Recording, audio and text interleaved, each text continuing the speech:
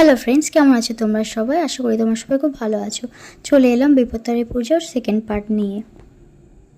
আজ যেহেতু নিরামিষ তাই আমি সাদা আলুর তরকারি করবো। এখানে আমি ময়দা মেখে রেখে দিয়েছি। এখন আমি তেলটা গরম করতে দিয়েছিলাম। এখানে ফোড়ন দিয়ে দিলাম শুকনো লঙ্কা, তেজপাতা, কালো জিরে, টমেটো আর একটু নুন আর চিনি।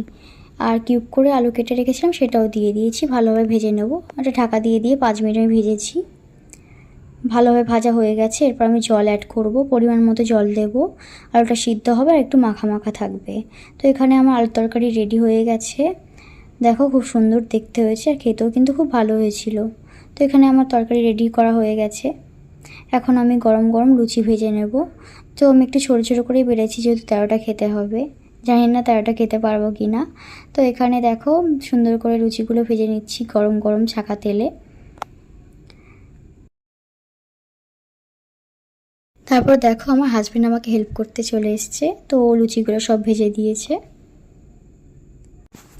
তো সব লুচি ভাজা কমপ্লিট হয়ে গেছে। ভিডিওটা আজ আমি এখানেই শেষ করলাম। দেখা হবে নেক্সট ভিডিওতে। ভিডিওটি ভালো লাগলে লাইক, কমেন্ট, শেয়ার অ্যান্ড চ্যানেলটিকে সাবস্ক্রাইব করে দিও।